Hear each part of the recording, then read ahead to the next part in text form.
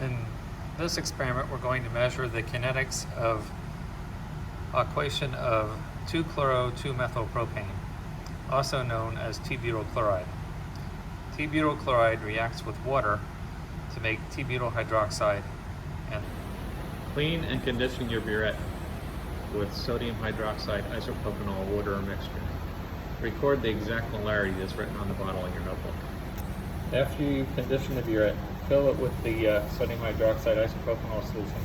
Wipe off the outside and make sure there's no air bubble on the tip.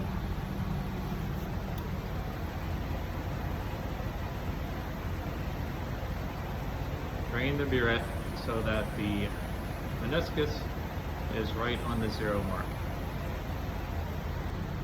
Using a graduated cylinder, transfer 100 milliliters of 40% isopropyl alcohol to a 250 milliliter flask. You might have to use your 50 milliliter graduated cylinder twice.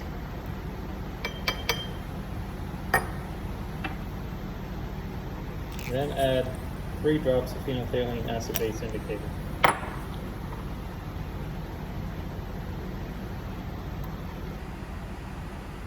Add a magnetic stirring bar to your solution and get it stirring on the stir plate. Insert your thermometer and record the temperature of the solution. Separately, put a beaker of hot water on the hot plate and heat it to 60 degrees Celsius. Add the instructor pipette 1 milliliter of 2-chloro-2-methylpropane into your flask.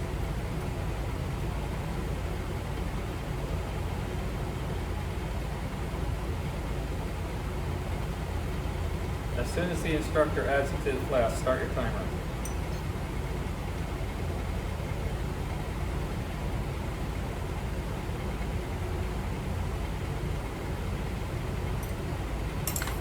Then immediately add 1 to 2 milliliters of sodium hydroxide from the burette. The solution should turn to a pink color.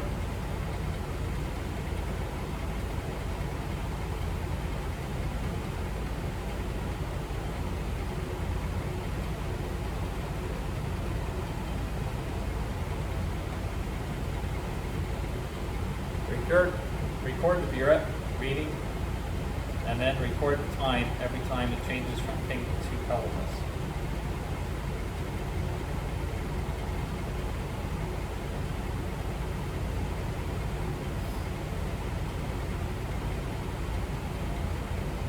You don't record the time that you add the sodium hydroxide, you record the time that it changes from pink to colorless.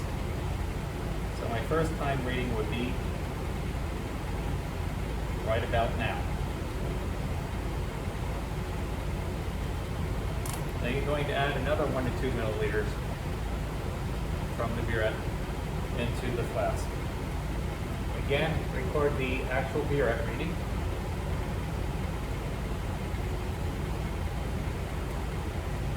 And again, we're going to wait until it changes from pink to colorless before we write down the time. Essentially what we're doing is we're leapfrogging ahead of the reaction. We're adding a surplus of sodium hydroxide to make it basic, which is what makes it pink, and then we're waiting for the hydrolysis reaction to catch up and generate HCl. That HCl neutralizes the sodium hydroxide, and we record the time that it takes to generate that much HCl to neutralize the sodium hydroxide.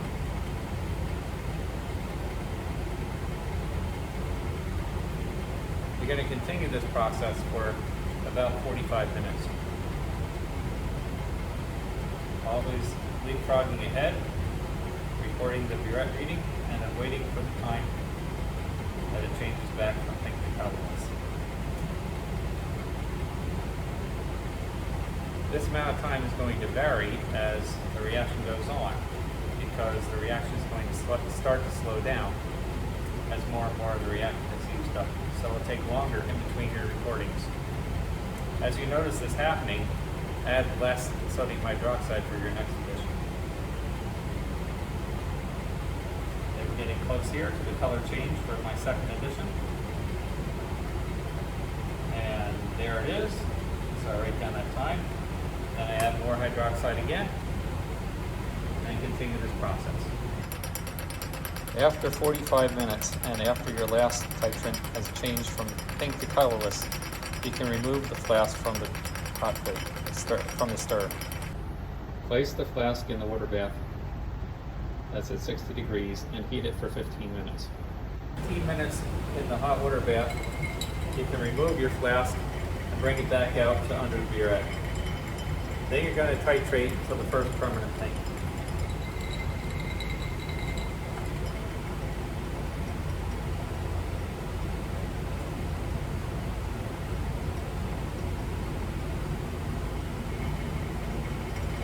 We're assuming that after 15 minutes in the hot water bath, the reaction has gone to completion. Then the final titration will tell you the total amount of HCl that was generated.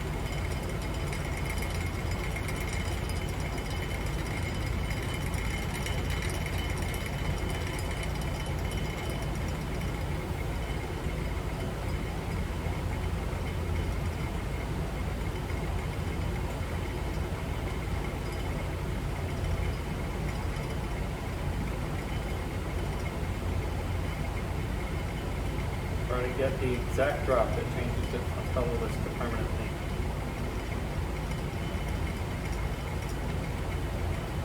Then record your final burette reading. Here are my final data for this trial. You'll then use Excel to work up your data according to the directions in the lab manual. Make sure to dump your isopropyl alcohol solution into the waste container. Wash out your burette, hang it upside down with the stopcock open to dry, clean your glassware, and disinfect your area.